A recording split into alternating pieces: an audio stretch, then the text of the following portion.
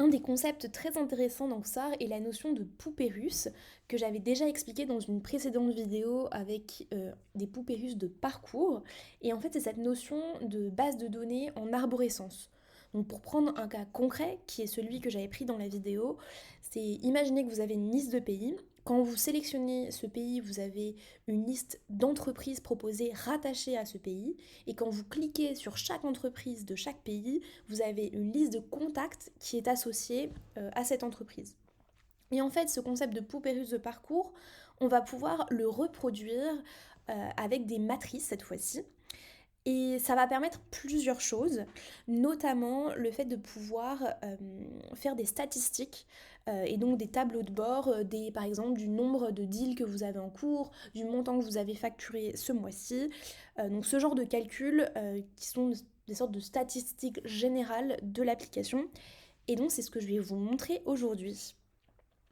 Pour ça, c'est pour ça que j'ai fait un petit schéma parce que c'est assez abstrait, donc on a besoin de bien poser les concepts avant de commencer dans le dur. On va créer un premier parcours qui va être un parcours de ce que j'appelle de computing, c'est-à-dire que l'utilisateur final ne va pas voir ce parcours, mais nous, en tant que maker, ça va nous permettre de faire justement ces calculs. Sur ce parcours de computing, on va positionner une première matrice que je vais appeler matrice facture, parce qu'en fait cette matrice facture, elle va correspondre comme à un tableau en fait des factures. Donc pour être vraiment concrète, il faut imaginer une matrice où on a facture numéro 1, le montant de la facture numéro 1, la deuxième ligne c'est facture numéro 2, le montant de la deuxième facture, etc. etc. Sauf que une fois encore, l'utilisateur ne va pas voir que c'est une matrice. En fait, on va utiliser le format de la matrice parce que dans la matrice, on a la notion de calcul de colonne qui va justement nous permettre de faire les calculs qui nous intéressent. Et enfin, la dernière étape, ça va être la matrice panier, je l'appelle comme ça, qui va être en fait la matrice positionnée sur votre matrice facture et qui va en fait correspondre à une sorte de panier. Donc vous allez dire, bah, par exemple, j'ai vendu ce mois-ci tant de services A pour tel montant à telle personne. Ça va être l'idée. Donc voilà ce qu'on va faire. Je vais y aller pas à pas, donc pas d'inquiétude, et on va faire ça ensemble. Donc là, je reprends ma première application de poupée russe, et on va commencer par créer notre premier workflow de computing. Donc je vais créer mon workflow. Je vais l'appeler très simplement calcul computing pour vraiment rester sur ce que je vous ai montré au début. Calcul computing. Et donc là, pas besoin de faire de mise en page parce que l'utilisateur final ne verra pas ce calcul computing. Et là, je vais positionner une première matrice. Donc là, c'est ce que je vais faire. Je vais aller chercher une matrice dans mes éléments. Tout de suite, je vais la renommer parce que là, ça va être très important de bien nommer ces éléments afin de ne pas se perdre dans toutes les appellations, les matrices de matrices, etc. Donc je vais l'appeler facture et même matrice facture. Voilà. Et là, je vais ajouter donc des colonnes. Qu'est-ce qu'on peut ajouter comme type de colonne? Je vais utiliser... Alors là, en fait, on n'a pas forcément besoin à ce stade de mettre tous les champs qu'on a besoin quand on fait une facturation classique. Vous allez comprendre pourquoi, parce qu'en fait, après, on va aller sur le parcours de la matrice. Parce qu'en fait, quand je crée une matrice, il y a un parcours qui va se créer en même temps. Je vais vous montrer, rentrer plus dans les détails dans 2 secondes. Et c'est là qu'on va vraiment créer les champs nécessaires. Donc là, je vais juste créer un single select où je vais dire qu'en fait, je vais créer une sorte de catégorie. Voilà, je me suis perdue. De catégorie de facture. On va dire que je veux faire une typologie de facture. Donc là, je vais l'appeler type de facture. Je vais l'appeler type 1, type 2. J'ai une idée derrière la tête. Hein. Vous allez voir à quoi ça va nous servir cette typologie de matrice. Ensuite, je vais aller donc dans mes workflows et je vais pouvoir retrouver la matrice que je viens de créer si elle s'est bien créée. Donc là, je vais vérifier. Matrice facture, elle est bien là. Hop.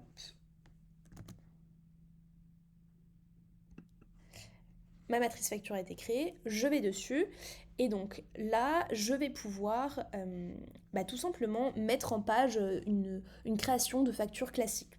Donc par exemple, je vais mettre un titre, nouvelle facture. Hop. Et je vais le mettre en gras. Je vais rajouter un espace pour que ce soit plus propre. Je vais mettre un parcours lié. Donc pour ceux qui ne sauraient pas ce que c'est un parcours lié, en fait le parcours lié va me permettre d'aller chercher dans d'autres parcours, d'où la notion de parcours lié, des informations. Et là en l'occurrence, dans mes workflows, mes parcours, j'ai un parcours contact qui correspond à une base de données de contact. Et là en fait c'est ce que je vais faire pour mettre en page ma facture. Je vais faire comme si je vais chercher en fait dans ma base de contact pour facturer à quelqu'un ou à une entreprise. Je pourrais aussi aller chercher dans mes entreprises. Donc là, c'est ce que je vais faire. Je vais me faire ça. Je vais sélectionner l'entreprise. Donc je vais mettre parcours entreprise. Tous les parcours réalisés. Et je vais mettre le nom de l'entreprise. Et je vais autoriser la création de nouveaux enregistrements. Comme ça, si quelqu'un ne trouve pas l'entreprise à qui il souhaite facturer, il peut tout à fait l'ajouter. Donc je vais mettre ajouter une entreprise. Voilà pour ça, je vais bien renommer mon champ pour pas m'y perdre. Donc je vais l'appeler entreprise facture. Voilà. Et ensuite, je vais placer cette fois-ci ma matrice panier que j'évoquais tout à l'heure. Donc là, je vais créer une nouvelle matrice. Et je vais pouvoir la paramétrer. Donc tout de suite, je vais l'appeler matrice panier. Puis je vais aller ajouter les colonnes qui m'intéressent. En l'occurrence, là, j'ai fait comme tout à l'heure, c'est-à-dire que là, on a allé chercher un premier parcours lié pour aller chercher notre base d'entreprise. Là, cette fois-ci, j'ai déjà en fait créé un parcours de produits. Donc là, on va faire comme si on facturait des produits. On peut tout à fait laisser un champ texte libre pour que l'utilisateur mette, par exemple, j'ai facturé une telle prestation et aussi tel produit. Donc là, je vais mettre un parcours lié que je vais aller paramétrer. Donc mon parcours lié, il va aller chercher dans ma base de produits, qui doit être ma table 6, que je n'ai pas renommée tout à l'heure, tous les parcours réalisés, et je vais aller chercher le nom du produit.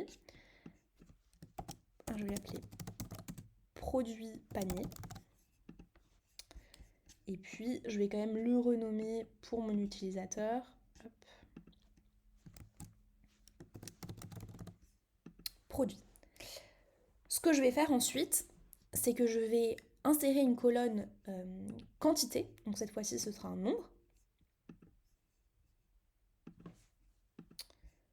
Que je vais tout de suite renommer quantité panier. Donc en fait, à chaque fois, là, ce que je fais, c'est que je renomme l'identifiant unique, qui est la variable, le nom de la variable que moi, en tant que maker, je vais retrouver dans toute l'application. Mais je renomme aussi le libellé, qui est ce que voit l'utilisateur final. Quantité. Et puis là, je vais ajouter une colonne. Alors, je vais d'abord créer un calcul de ligne. Donc, je vais cliquer sur nouveau calcul de ligne. Là, en fait, j'attire votre attention. En fait, quand j'ai cliqué dessus, j'avais la possibilité seulement de créer un calcul de ligne. Parce qu'en fait, pour créer un calcul de colonne, il faut absolument avoir créé au préalable un calcul de ligne. Donc, c'est pour ça que je vous conseille, par exemple, si vous avez juste qu'un élément, en fait, il n'y a pas vraiment besoin de faire de calcul, il n'y a pas de souci, il suffit juste de créer un calcul de ligne et de placer la variable que vous souhaitez sommer en colonne. Donc là, c'est ce que je vais faire. Je vais l'appeler total ligne panier. Et le calcul que je vais faire, ça va être la quantité. Et là, ce que je vais faire, c'est que grâce à mon parcours lié, je vais aller chercher le montant qui est associé en fait au produit, donc au prix unitaire. Donc ce que je vais faire, c'est que je vais aller chercher mon produit panier et je vais aller chercher le prix du produit. La précision, on va le mettre comme ça. Donc là, c'est bon, j'ai mon calcul de ligne qui se fait. Et même ce que je vais faire pour plus de pédagogie, c'est que je vais ajouter une colonne, un contenu basique texte, dans lequel je vais afficher ce fameux total de ligne. Donc je vais aller chercher le calcul qui s'appelle total ligne panier. Et comme tout à l'heure, je vais renommer total. Hop. Ensuite, je vais aller créer un calcul cette fois-ci de colonne. Et je vais l'appeler total colonne panier. ça va être la somme du total ligne palier. Ah. Voilà. Et je vais l'afficher pour qu'on voit à quoi ça ressemble. Donc là, je vais mettre un contenu basique texte, total, 2 points. J'ai pas fait de nuance hors taxe TTC, mais il n'y a pas de souci, hein, bien sûr vous pouvez le faire. Là c'est plus dans un souci de pédagogie et de simplicité que j'ai fait une app qui est complexe pour qu'on puisse voir la profondeur de la fonctionnalité, mais sans non plus s'y perdre trop vite. Donc je vais mettre le total, total colonne panier, avec le signe euro derrière. Je vais le grossir, peut-être pas autant, hop, en gras. Voilà. Et puis je vais pas oublier de remettre mon fameux QCU que j'ai créé tout à l'heure, qui va être le type de facture, et je vais le mettre sous forme de bouton pour que ce soit plus pratique. Donc là c'est bon, on a créé notre formulaire de création de facture.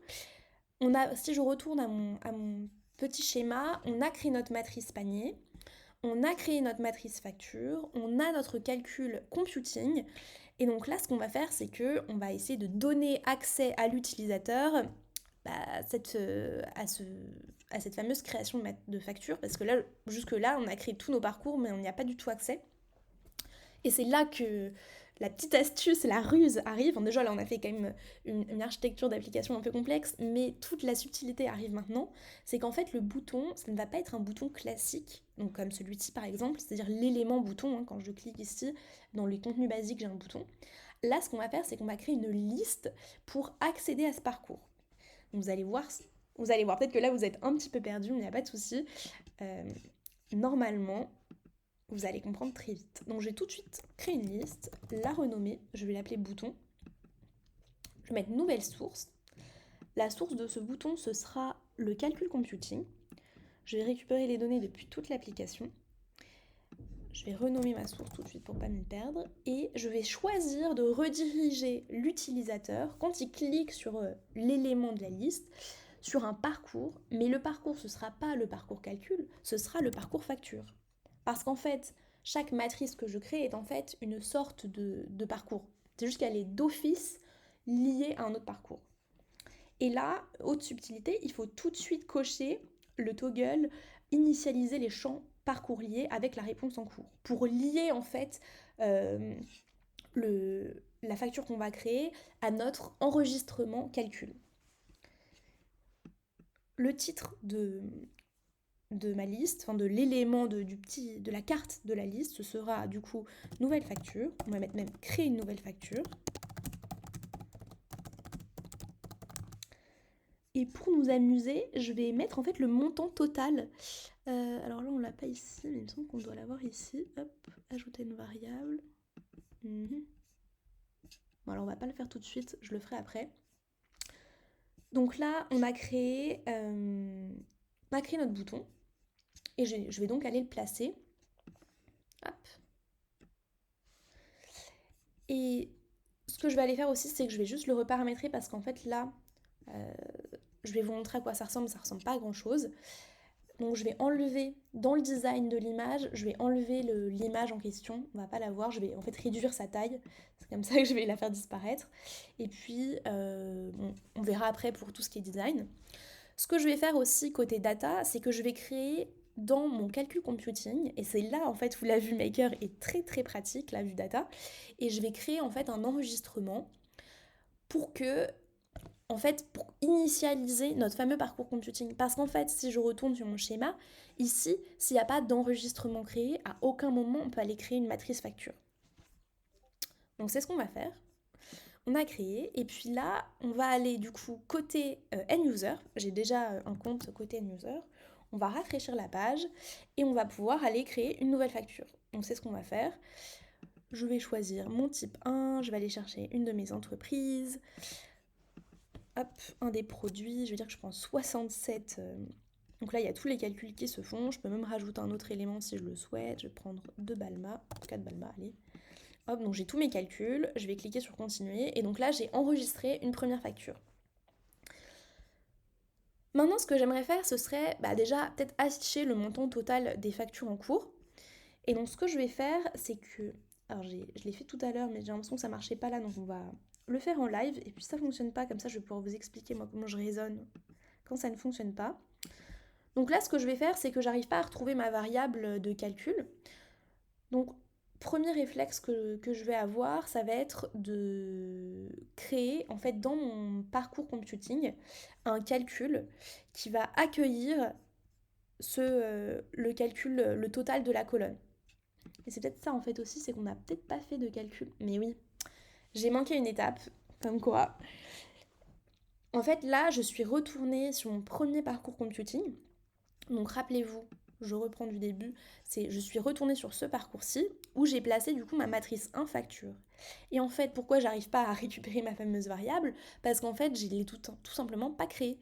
Donc là, je vais retourner côté maker et je vais créer un calcul de ligne. Mon calcul, donc je vais l'appeler calcul ligne facture. Et dans ce calcul ligne, je vais mettre en fait le total de la colonne panier, parce qu'en fait, le total de mon panier, c'est le total de la facture, donc de la ligne. Rappelez-vous, au début, je vous ai dit, il faut imaginer en fait un tableau avec facture 1, montant total de la facture 1, facture 2, montant total de la facture 2. Donc là, c'est exactement ce qu'on fait. Je vais toujours préciser la précision. Et je vais faire de même, je vais créer le calcul de colonne. Cette fois-ci, je vais l'appeler calcul colonne facture, où là, je vais faire la somme de ma calculing facture. Et là, la magie s'opère.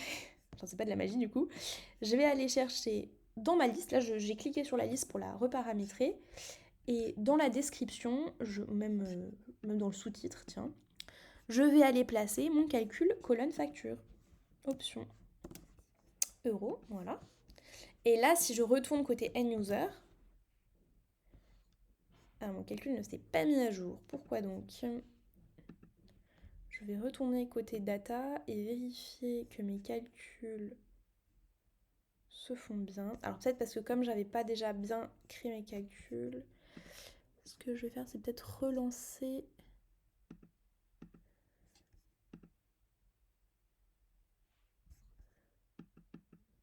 On va créer une nouvelle facture, voir si ça corrige.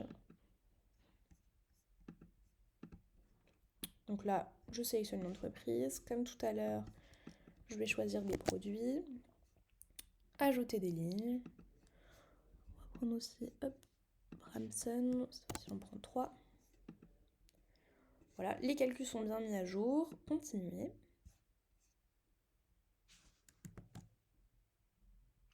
Voilà, c'est bon. En fait, comme j'avais pas placé le calcul avant, je pense qu'il n'a pas pris en compte ma première facture. Et d'ailleurs, du coup, c'est l'avantage de la vue table, c'est que je vais pouvoir aller directement supprimer du coup cette première ligne qui n'a pas été prise en compte. Donc voilà, là je vais pouvoir ajouter, je vais ajouter d'autres factures pour qu'on ait un peu de données et qu'on puisse voir à quoi ça peut servir. Voilà, ça prend toujours un peu de temps de mettre à jour le calcul, donc pas de panique. Et là, en fait, ce qui est intéressant, c'est que je vais rajouter du coup une dernière donnée pour qu'on puisse s'amuser un peu. Et je vais vous montrer en fait ce qu'on peut faire une fois en termes de data vise, une fois qu'on a construit cette structure d'application. Je rajoute un dernier élément, un Balma, hop, 23, hop. Continuer. Il y a le petit temps de calcul. Et donc pendant ce temps-là, je vais retourner côté maker. Et je vais créer un tableau pour créer une première data vise. Donc là, je vais aller dans Données, Tableau, Nouveau tableau. Je vais le renommer en l'appelant Tab Data Vise.